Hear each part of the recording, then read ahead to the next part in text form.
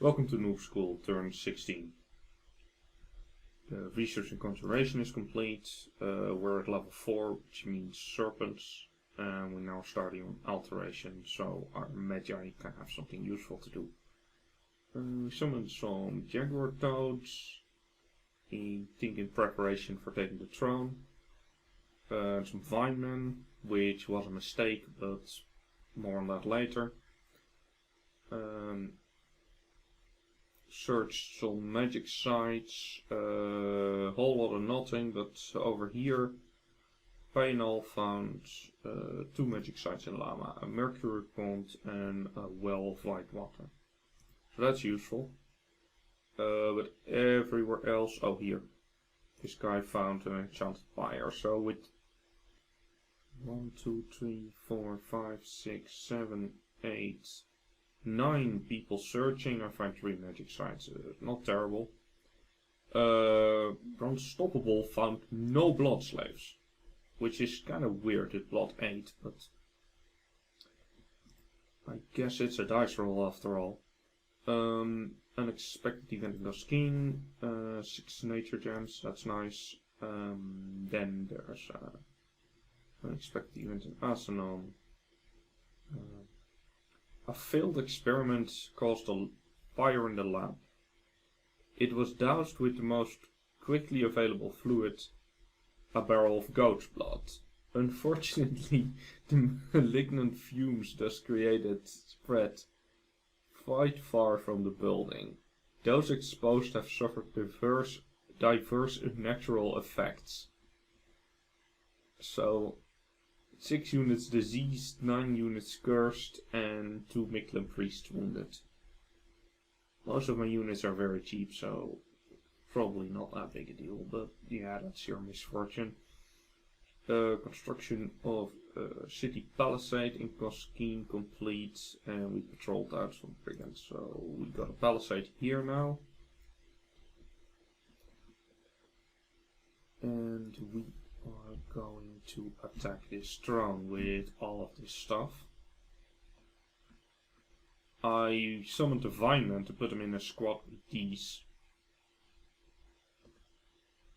But I forgot that Vinemen are mindless and these things are not mindless and you can't combine them. Okay, I'm sending a copper plate of the Uruk, who is, according to all the chat conversations I'm in, being attacked a lot by Phasia. And in the meantime I am selling 5 air gems for 5 water gems to Phasia, because I need water gems right now, I don't really need air gems. Ulm is telling me he's being attacked by Int, but he thinks he'll win the battle with Int. And Int has taken 5 precision in his blast, and we can't figure out why he's done that. Int is under siege by strange birds down here. Nope, I should use these keys, yeah. So this is an event you get as Int when you build a fort in a plain or a farmland, and you randomly get the Picone type of population. And those get besieged every summer by birds, and you have to patrol that turn, and he didn't, maybe he forgot or he wasn't even aware of it.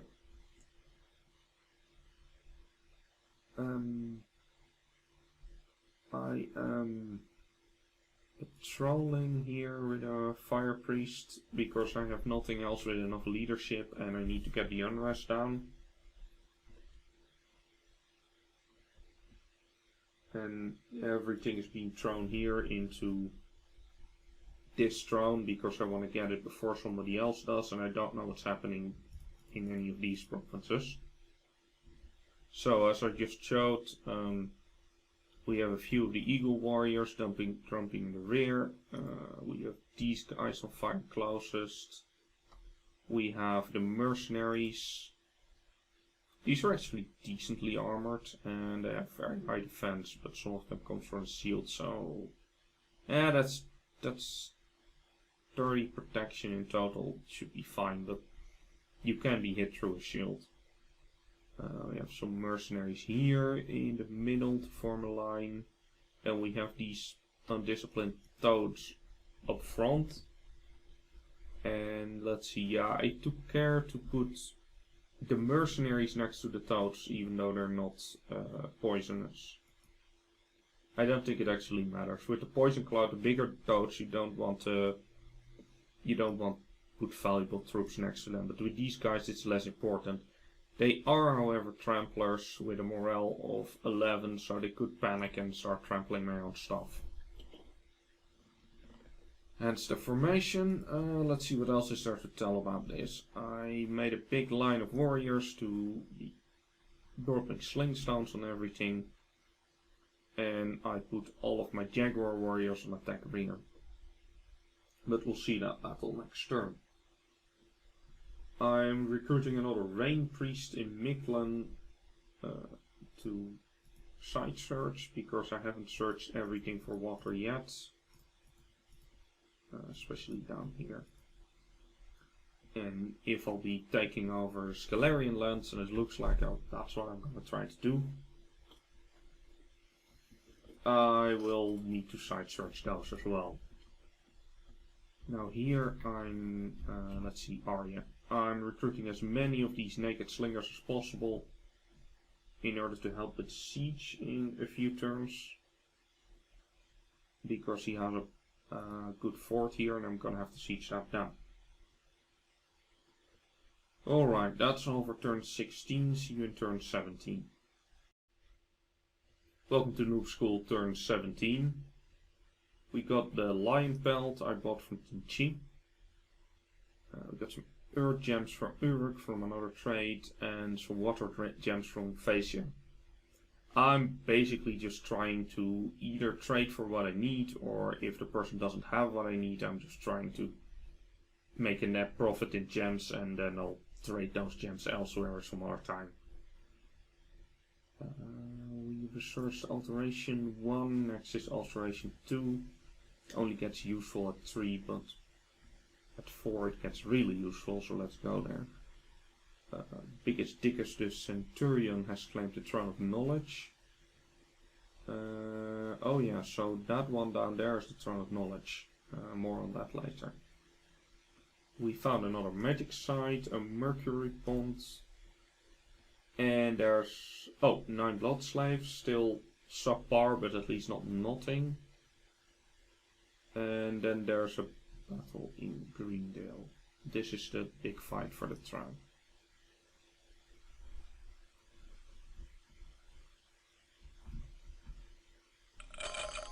Some reason, I don't remember why, I put these guys on attack rear and I put these guys on hold and attack rear.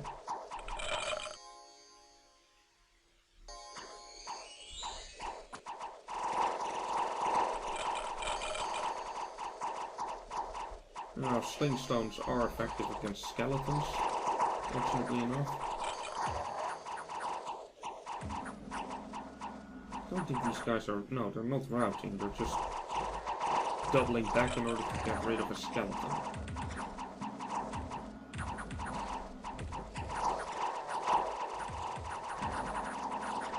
Jaguar warriors are also reasonably effective against skeletons because one, this thing can do blunt damage. Skeletons only have pierce resistance, so they always do full damage against skeletons. More importantly, the Blood Vengeance with the low hit point skeletons just kills them. Skeletons have a magic resistance of 9, which isn't too great either. These guys at least have 10, so if they manage to damage a Jaguar warrior, they kill themselves.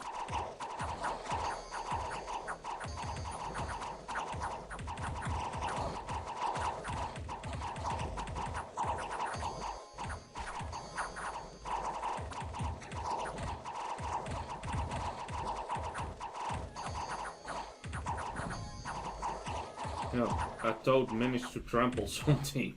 They're so slow.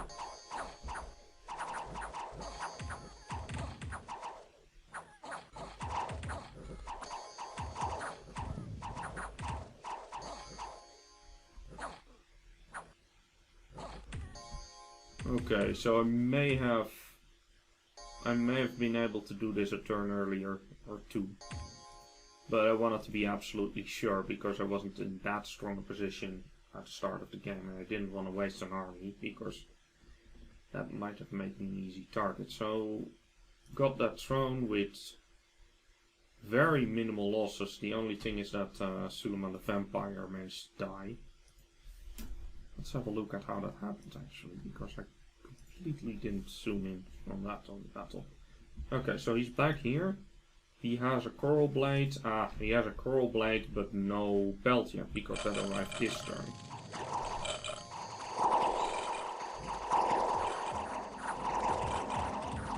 That happened. He jumps in later than the rest actually. Okay, so he goes here. Has immortality. No, that's not what I'm looking at. Susceptible for fire, but there is no fire. And 25 invulnerability. He should be fine. Let's see where it goes wrong. I think I know what happened. Okay. Let's see. Suleiman. Dust to dust. Right. Yeah. Because these are dead mages, these guys. So he gets dust to dusted. Oh well, he's immortal. Unexpected event in Ogre Job. 26 unrest and 3 misfortune. Thank you. Asanon, children are disappearing. 20 unrest and 1 magic. I don't even have a lab there, so whatever. We built another palisade in Goskar. That's nice. It gives me 3 palisades now and a capital, so 4 forts. Patrolling troops in Mictlan killed 27 brigands, so I think we're, let's see, still unruly subject, so not there yet. The mercenaries left, but that was by design. And we got a... Oh yeah, Suleiman became famous and we got a commander. So now we got this guy. Which means we don't have to purchase a skull staff anymore because we can make it ourselves. He's also blood 1 and nature 2. So he can take care of some things instead of my pretender taking a turn to do everything related to blood and blood grot spells. So that's great. This throne I took happened to be the crystal throne, which gives me access to crystal magi. Crystal magi are good, especially because I don't have earth at all, and I don't have an earth astral crosspath either, and these guys provided with good paths as well for 165 gold. Also, they have 13 research points. I can recruit one every turn, so this will really help. Another thing, I wrote it down because I didn't see it here. Sir Gouffre found a coral blade. That's one of the mercenaries. So now this guy, oh, I still have him, he didn't expect. He has a coral blade. And yeah, unless I rehire him, that coral blade's probably gonna go to someone else. Agartha already took these places.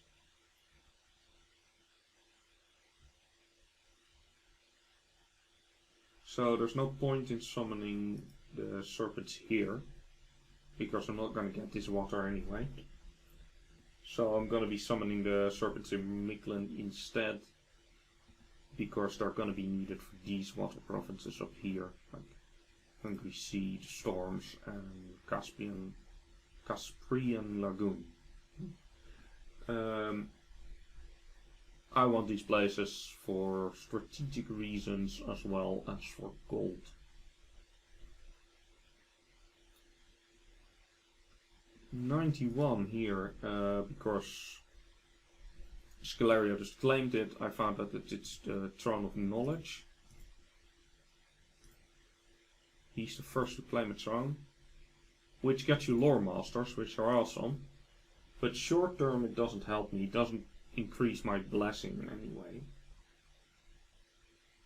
So there's no reason to go for that immediately. However, since I'm set for war with Scaleria anyway, and letting Scaleria live I think would be a mistake, since they're gonna summon a million long dead. I'm gonna take it off them.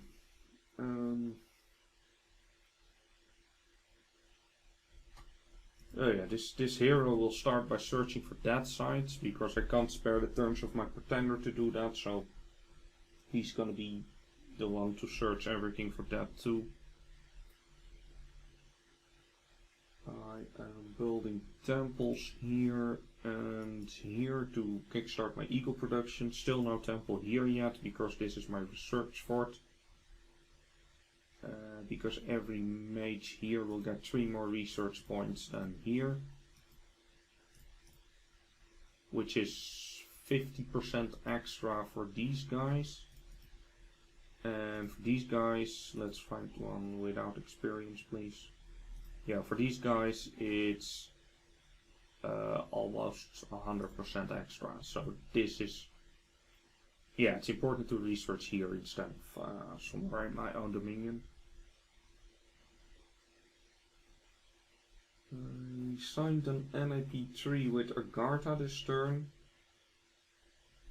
and I had to promise him that I was not going to take any land south of this place. I think he doesn't understand the way Int's dominion works at this point, because all the land south of here, as far as I can see, has already been taken by Int. So either he doesn't understand that because Int's dominion hides province ownership, or he is planning to attack Int. I don't know. Anyway, he asked for that concession and I agreed. Tinchi took a province of Phasia and tried to negotiate. So Phasia is all in attacking Uruk, and Tinchi just grabbed one of his provinces and then tried to negotiate for a peace, which seemed like a smart enough move, but Phasia is having none of it and just wants to fight Tinchi now. Which means he's going to be in a 2-front war. Well, that's good for me, as long as Phasia is going to be busy while I attack Scaleria. I can attack Phasia later and he can't build up. Alright, that is everything for turn 17. See you in turn 8. Welcome to Noob School turn 18. We got alteration 2, next is alteration 3, that's where it starts being useful. We claimed the crystal throne, sorry, no. Oh yeah, I did. So that's crystal magi. We summoned the first jade serpent. Searched some more magic sites, didn't find much. This guy found elusive lights. Let's actually have a look at those. Oh yeah, so that's a fire air site. Okay. I didn't know that. 12 blood slaves, that's slightly better. Some limping units died, and Int and had a fight where my scout was, so let's have a look at how they're doing.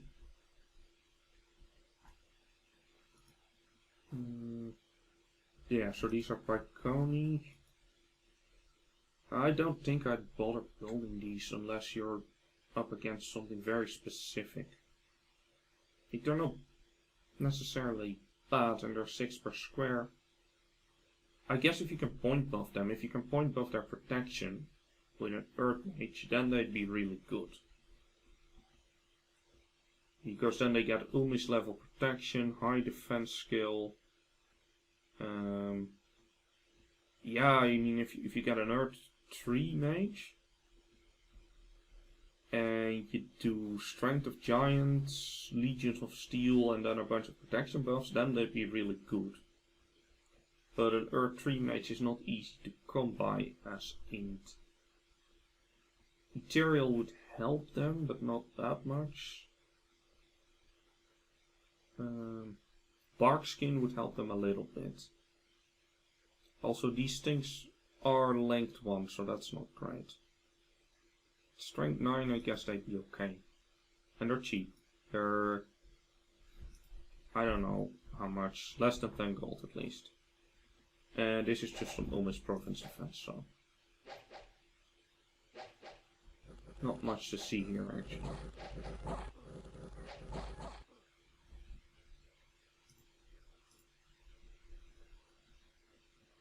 Unexpected event in Mictlan, death +1. That sucks, but unfortunately for me it won't last. Patrolling troops in Mictlan has killed 10 filthy brigands, troublemakers. Okay. And the land is safe and orderly now. Suleiman has come back. And yeah, I didn't rehire Sword Guilford even though he has my sword. I'll just make a new one. Yeah, so Suleiman now has the protection. This gives him 31 protection from mundane, which is pretty good. Although they have dead mages too, and the same thing can happen again. I'm stopping Nahuli recruitment for now because money is becoming a problem. And I'm not even recruiting a mage in Mictlan. I am building a lab here because I'm gonna need it for logistics reasons. And I'm forging a new coral blade for Suleiman and an owl quill with my air income, which is actually pretty decent. Actually, all my gem income, except for that, is coming online. That's the advantage of site searching early, which I did. It's always a balance between do you research or do you site search. But with this summoning strategy, I'm going well into site searching. And it seems to be paying off. Alright, that's it for turn 18. See you in turn 19. Welcome to Noob School turn 19. So we started Jade Serpent summoning. This guy found 3 magic sites, a battlefield of Wolf Oak and a labyrinth of Skull. I think this is now kickstarting our death economy. More searching that was fruitless. We found a society of Ghostgars and glowing hills. And 17 blood slaves this turn. Now we're getting somewhere. We were discovered and attacked in Scaleria. Let's see what the patrol is here. Yeah, seems like there's quite an army here. Let's see actually. Yeah, he has 29 units here. So with those and all you can see here, I have a full estimate of Scaleria's forces. There's a few long dead here. There's apparently 29 guys here and there's some guys here. And I think I have the forces to deal with that. My plan is to take this one, Koromu, and then go straight for the capital, bypassing good old Woods. He's probably building a fort here. And he might be building another one. Yeah, fortification is under construction in this province. I will take those forts and here as well. I'll take the forts after he builds them. So I get 3 forts, which is 1200 gold in total. That I'll just be taking if I win this war anyway. I'm sneaking Suleiman in here. Yeah, he has the coral blade now. Next turn he's gonna have 20 hit points, and then he's gonna be my raider. Uruk told me Flagra has violated their NAP, so Uruk is up here and Flagra is now also attacking them while they had an NAP. And that means that I have to be careful because Flagra could go do the same to me after Uruk dies. NAPs with Flagra are now considered worthless. Change up my research goals, so first I'm going for Alteration 4. This will give me Body Ethereal and Swarm, which will be, yeah, that will make very good use of all the Magi I've been training so far. Evocation Tree for Fireballs, and Arcane Probing to find all those astral sites, because I haven't really been searching for astral sites so far. Conjuration 5 will give me Big Elementals, Monster Toads and Raven Feast for more dead gems. Enchantment 4 for Flaming Arrows, which is not on the chart yet, but it's the plan.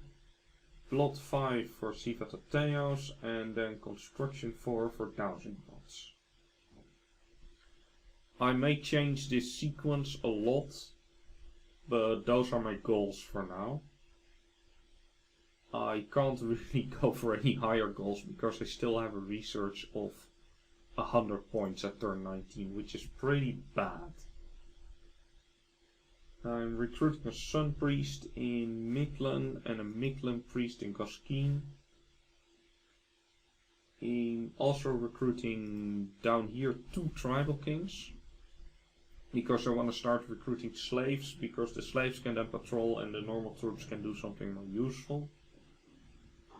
And I'm recruiting more warriors here. I think the attack is going to be next turn. Then I'm forging a Ring of Water Breathing and an Armor of Souls. The Armor of Souls will increase his blood level by 1, then he'll be blood level 9, which will make the blood hunting faster again. And I am also forging an Owl Quill down here. I have some of these Nahulis with Owl Quills, which gives them 17 research points in what is effectively neutral magic skills, because you don't get benefit from other people's skills. And that leads to 17 research points, which is not too bad. Alright, that's it for turn 19 and this episode. See you in turn 20, where we plan our attack on Scalaria.